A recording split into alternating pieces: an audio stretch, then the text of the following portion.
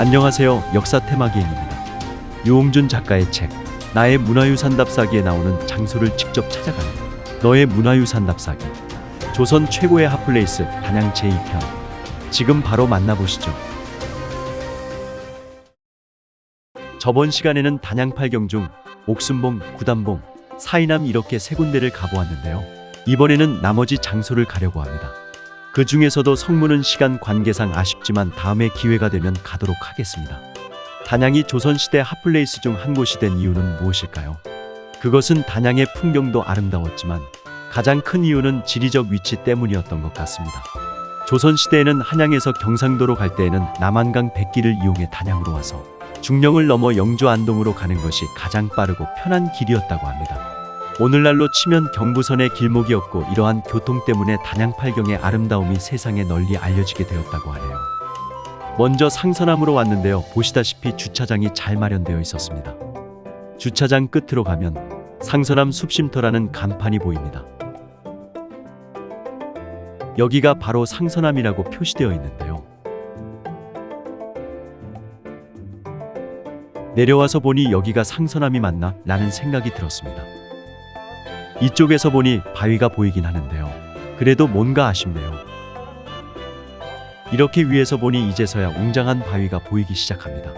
바위의 모습이 옥녀가 배틀을 짜는 형상이라 하여 옥녀 직금형이라고 합니다. 여기가 예전의 모습과는 약간 변하였다고 하는데요. 그 이유는 다음과 같습니다. 과거에 큰 홍수가 나서 이 선암 계곡이 많이 쓸려 내려갔다고 합니다. 그 이후에는 여기에 2차선 도로까지 만들어 예전에 조선시대 선비들이 보았던 풍경이랑 많이 다르다고 하네요. 하지만 보시다시피 울창한 숲과 바위 사이의 맑은 계곡물과 시원한 물소리는 예전 명성의 명맥은 유지하고 있는 듯합니다.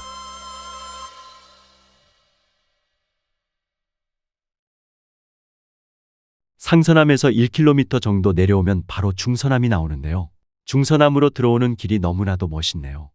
저기 중선암이라는 표지판이 보입니다. 갸웃하면서 민박집 옆으로 가보았는데요.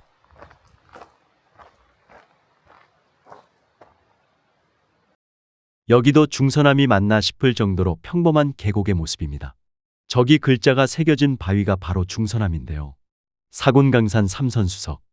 사군의 강산이 아름답고 삼선의 수석이 빼어나다라는 뜻으로 단양, 영춘, 제천, 청풍 4개의 군을 사군이라 했다고 합니다.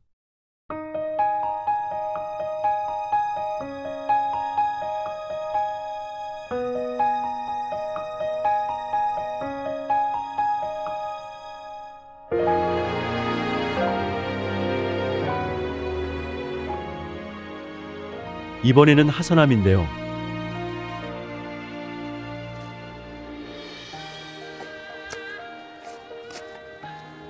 이렇게 사람들이 쌓아놓은 작은 탑이 보입니다.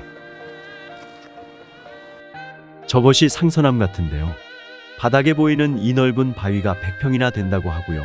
오른쪽에 보이는 바위가 옛날에는 미륵바위라고 불렀는데 성종 때 하선암으로 개칭했다고 합니다. 계곡물이 정말 맑은데요. 보이는 것보다 수심이 깊어 수영은 금지라고 되어 있네요.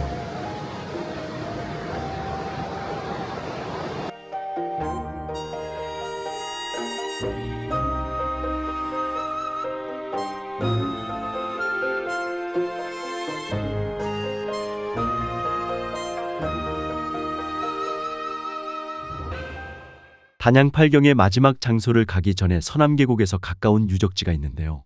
그곳은 바로 신라 단양 적성비입니다. 단양 적성은 산성으로 바로 아래까지 차량으로 갈 수 있는데요. 이 산성이 오래전부터 무너져 있어서 특별한 이름 없이 사람들이 성산성이라 불렀다고 합니다. 하지만 1978년 이곳에서 신라시대에 세운 비가 발견되면서 비로소 이 산성이 적성이라는 사실을 알게 되었다고 합니다. 산성과 적성비로 가는 길은 제법 운치가 있는데요. 계단을 따라 언덕을 조금만 올라가면 신라 단양 적성비를 만날 수 있습니다. 단양 적성비는 국보 198호로 보시다시피 울타리가 있어 가까이 볼 수 없는 것은 조금 아쉽네요. 1978년 이 적성비의 발견은 역사학계의 큰 사건이었다라고 할 만큼 아주 역사적 가치가 있는 비석이라고 합니다. 비석은 아랫부분만 남아있는데요. 비문의 내용은 왕명으로 이사부를 비롯한 신라 장군들이 고구려 지역이었던 여기 적성을 공략한 뒤 그들을 도운 사람을 포상하고 장차 신라에 충성을 바치는 사람에게 포상을 내리겠다는 내용이라고 합니다. 이 산성의 의미는 방향에 따라 성벽의 차이에 있다고 하는데요. 신라가 북쪽의 고구려와 맞서 쌓은 성이기 때문에 북쪽은 절벽을 이용하여 성벽을 굳게 높이 쌓았고 남쪽은 사람과 말이 쉽게 이동할 수 있도록 낮게 쌓았으며 성문도 남쪽, 서쪽, 동쪽에만 만들었다고 합니다. 아래를 보면 삼면이 강과 하천으로 되어 있어 천연의 요새라고 할 수 있는데요. 장쾌한 경관을 드론으로 한번 감상해 보시죠.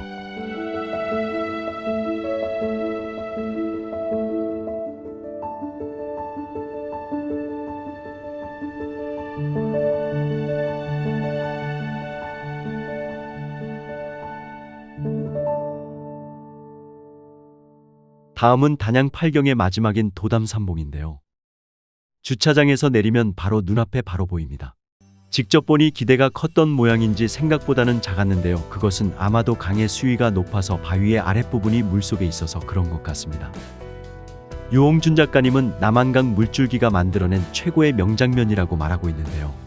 이것은 지질학적으로는 카르스트 지형이며 중국의 장각이나 베트남의 하롱베이와 같은 현상인데 우리나라는 노년기 지형이고 화강암이 발달하다 보니 바위가 많이 씻겨 나가서 엑기스만 남았다고 합니다. 장구한 세월이 만든 거대한 정원석이라 하네요. 그리고 여기에 삼봉 정도 전에 동상도 세워져 있는데요. 여기서 유년 시절을 보냈다고 합니다. 정도전의 호 삼봉은 근래에는 도담삼봉에서 지었다기보다 서울의 삼각산의 삼봉으로 풀이하는 의견이 최근의 것이라고 합니다. 그리고 조선 화가들도 도담삼봉을 그린 작품을 많이 남겼다고 하는데요. 김홍도의 병진연화첩에 있는 도담삼봉도가 단연 돋보인다고 합니다.